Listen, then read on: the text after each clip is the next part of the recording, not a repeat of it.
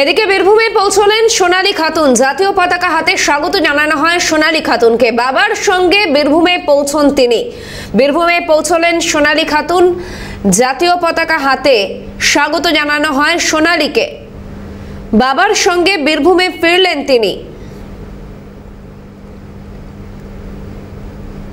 দীর্ঘ টানাপোড়েন আর তারপর ঘরে ফিরলেন ঘরের মেয়ে। বাড়ি ফেরার পর ঠিক কি বলেছেন সোনালী খাতুন, দেখুন।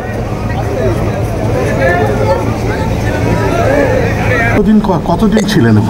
8 মাস ছিলাম। 8 মাসের ওখানকার অভিজ্ঞতা কেমন আপনার? তো কোনো সব পুলিশ টুলিশে টর্চার করেন, কিছু করেনি। এমনি খাওয়া পেয়ে ধরো যখন যতদিন টাকা যেখান থেকে টাকা দিয়ে পাঠাতো তো খেতাম ওখানে।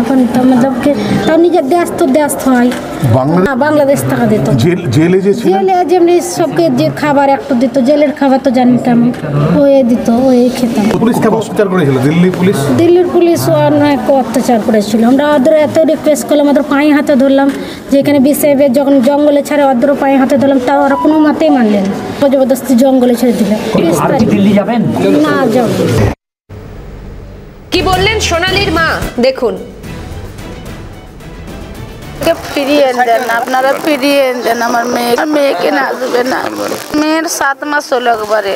মেয়ে আমার বাড়ি আসেনি, বাড়িতে আছে আমার মেয়ে আছে, 2টো নাতি আছে। একদম প্রথম দিন থেকে আপনাদের পাশে কি ছিল? হ্যাঁ, পাশে আছে আমাদের, মাত্র তো আমাদের হেল্প করে সব করছে। চিন্তায় আছেন খুব? চিন্তা ছেলে লেগে চিন্তা, মা ঢুরছে, আমি বিটি ঢুরছি, এইটাই করা কিছু হয় না। ছেলের 2টা নাতি ওইখানে আছে। আমার ছেলেকে আমার ঘুরিয়ে দেন আপনারা। আমার যার হাত ধরে বাড়ি ফিরলেন সোনালী, সেই তৃণমূল সাংসদ সামিরুল ইসলাম কি বলছেন, দেখুন। আছে আমরা আশাবাদী, আইনের উপর আমরা প্রথম থেকে আশাবাদী ছিলাম। 12 তারিখের রায়ে আশা করছি সুইটি বিবি এবং বাকি যে 3 জন আছে তাদের সবাইকে আনার ব্যবস্থা করা হবে। এই বিষয়ে প্রথম থেকে দেখছি না, আমরা দেখছি, আমি নয়। এটা পুরোপুরি মাননীয় মুখ্যমন্ত্রী মমতা বন্দ্যোপাধ্যায় এবং আমাদের দলের নেতা অভিষেক বন্দ্যোপাধ্যায় নির্দেশ মতো আমি প্রথম থেকে পরিবারের পাশে ছিলাম। আমরা সবাই মিলে এখানে তার জন্য যা ব্যবস্থা করার আমাদের রাজ্য সরকারের তরফ থেকে যা ব্যবস্থা করার সব ব্যবস্থা করা। অলরেডি আমাদের সমশ্রী প্রকল্প করা হয়েছে। প্রত্যেক মাসে রেজিস্ট্রেশন করলে প্রত্যেক মাসে 5,000 টাকা দেওয়া বলা হয়েছে। এবং আমরা বিভিন্ন যে এজেন্সি আছে আমাদের পশ্চিমবঙ্গের কোম্পানির, যেমন জুট মিল আছে, হাউজিং কোম্পানি আছে, কনস্ট্রাকশন কোম্পানি আছে, আমাদের অলরেডি জব জেনারেট করা হচ্ছে।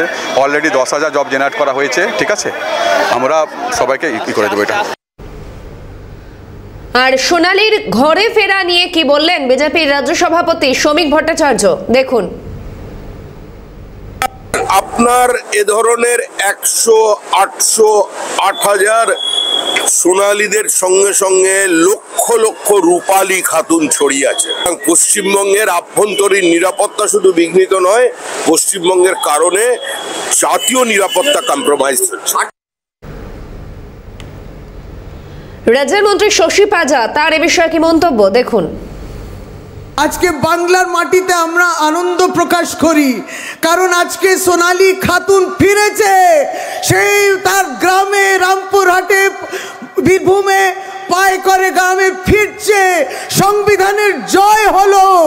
যারা বাংলা বলে বাংলাদেশি করে দিলেন, এই 6 মাস ধরে সংবিধানের বিরুদ্ধে যারা কাজ করেছে সেই কেন্দ্রীয় সরকারের মুখে ঝামা ঘষে দিয়েছে সর্বভারতীয় তৃণমূল কংগ্রেসের সভানেত্রী মমতা বন্দ্যোপাধ্যায়।